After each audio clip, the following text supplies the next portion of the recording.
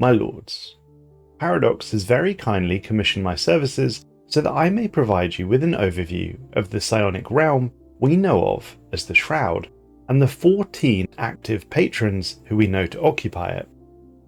Different sources will provide you with different descriptions of what the Shroud is. The Shroud Walkers will tell you that mastery of the Shroud is a journey of 10,000 lifetimes. Even most claim only partial knowledge of its mysteries, and the Shroud will allow you to perceive events which have not yet come to pass. Their adversaries, the Mind Wardens, will tell you something different.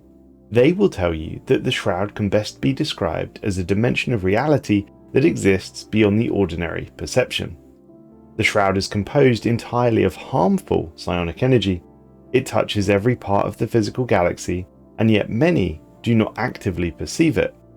The Shroud's energies can manifest in the physical realm through the cognitive activity of sentient beings, and that these forces are dangerous and unpredictable.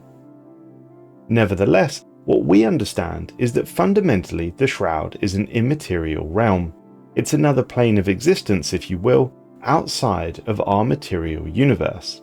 This is somewhat similar, but not the same as, the realm from which the extra-dimensional invaders come from, also known as the Unbidden. Regarding the Shroud itself, we believe that all sentients are connected to it in some manner, though that varies considerably from species to species.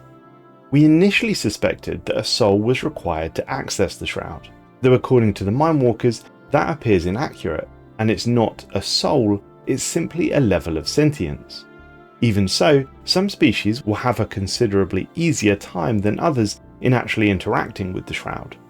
The Zeroni, for example, had a tremendous natural proclivity to the Shroud, and considering that one of the 8 minor entities that we are aware of occupies the Shroud is actually an ascended Zeroni, I don't say that lightly.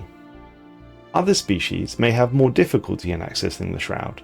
In general, materialistic empires do sometimes struggle to accept that such a place exists, and more so, despite being sentient, machines have an extremely difficult time accessing the Shroud, though they have been able to do it with some help, namely from the animator of clay. The Shroud Forged, also known as the Orphidi, are an example of this. The Shroud, despite being immaterial, is not empty, far from it.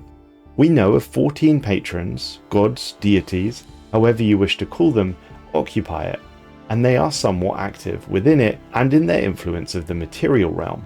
Empires who have psionically ascended will have an ability to delve into the Shroud and ride its currents, and on occasion they will meet these patrons. Some are certainly more elusive than others, and some are extremely dangerous indeed. These patrons sit in a loose pantheon. We have 2 greater patrons, the End of the Cycle and Whispers in the Void. Neither of these will concern themselves with what we would call fresh or younger empires, and will only deal with somewhat established empires, but I'll come back to these later in the report. Sat below these, we have 4 major patrons. These are, for all intents and purposes, the ruling council of the Shroud. They have by far the largest involvement with the material realm, and are the 4 that will seek to bargain with sentient species. We believe, though it is unconfirmed, that the gods do actually acquire some level of power from the worship and devotion of sentience in the material realm. Or on a really simple level, the Eater of Worlds, who is a violent Shroud patron and enjoys war and conquest, will become stronger when war and conquest occurs in the galaxy. This is, as I state, a theory and is not specifically confirmed. Incidentally, I should tell you who the 4 major patrons are. They are the Eater of Worlds, who as I mentioned enjoys violence, its opposite the Cradle of Souls, who seeks harmony and diplomacy instead of conflict, the Instrument of Desire, who like its name suggests seeks everything and has a boundless urge to possess and indulge at the cost of everything else, and its counterpart, the Composer of Strands, who has a primal connection to the natural world but appears to also have a fascination with mutation and growth. Each of these 4 patrons will seek favour with empires throughout the galaxy, but naturally they will be inclined to go after empires with similar values to themselves, which rarely means 2 patrons are fighting over a single empire. In more detail, when one interacts with the Shroud, you will see that it's broken into 4 loose segments: north, east, south and west. Each of these segments houses a major power. The youngest of the major patrons is the Cradle of Souls, and this is seated to the east of the Pantheon. The cradle is warm and welcoming, and if such words can apply to a Shroud-born entity, loving. It is the patron of peace, community and cooperation.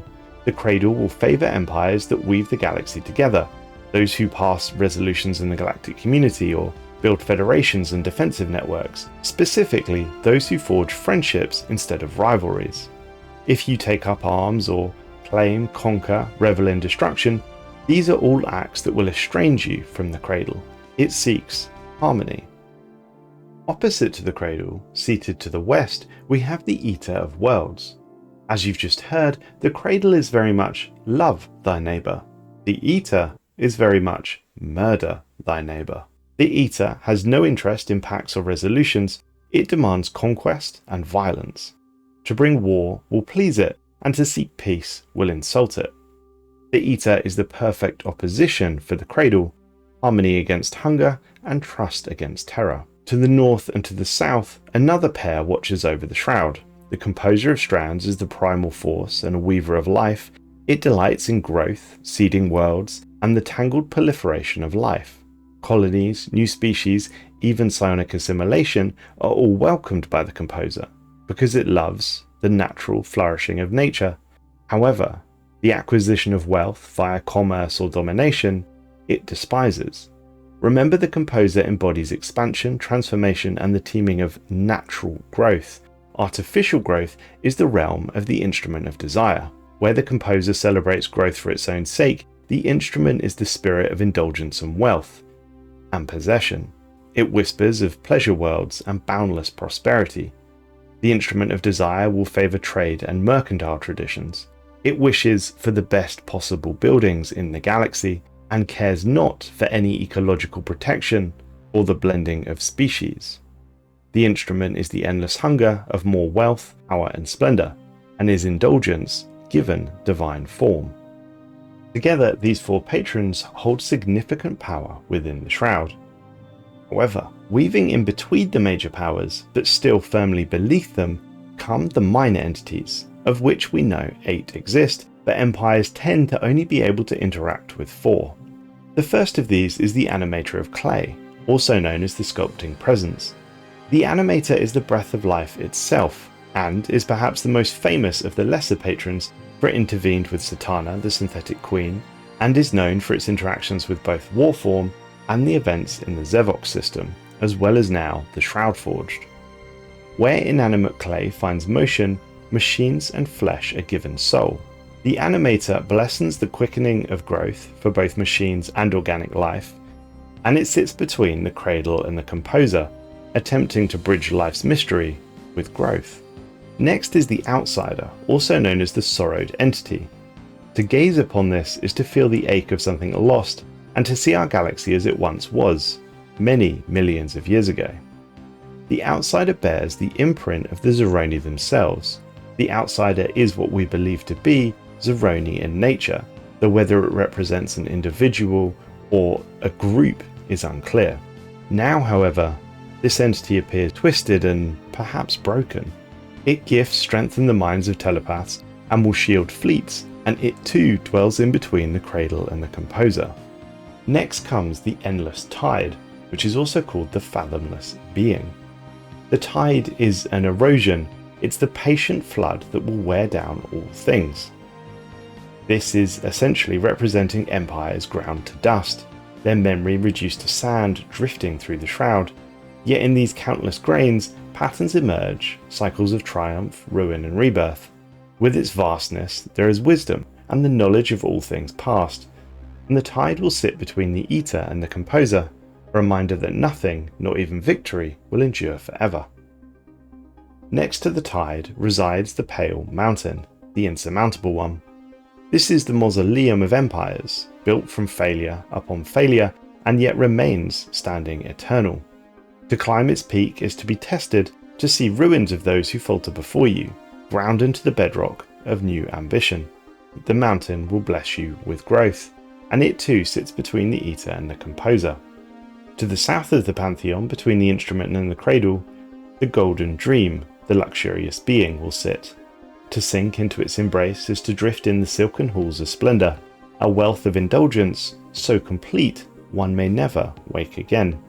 The golden dream will gift you with comforts and amenities, but it can represent danger in stagnation, and is perhaps a representation that some empires, the fallen are a good example, can become lost in opulence. Close to the golden dream rests the hollow point, the Arenic entity. Its lesson is not in the strike of the weapon, but the silence that follows. The hollow point is serenity, timeless patience, if you will. It has blessings that will increase citizen happiness, and it too dwells between the cradle and the instrument. Then comes the vacant throne, also known as the unyielding one.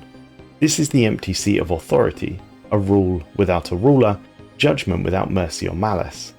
The unyielding one will strengthen the hands of workers and slaves, increasing their output, and the throne will sit between the eater and the instrument, cold and immutable. And finally we have the Black River, a restless presence. This is a current without end, carrying all who follow it into journeys vast and strange. It sits between the eater and the instrument, and its blessing is one of travel. It will increase fleet speeds dramatically.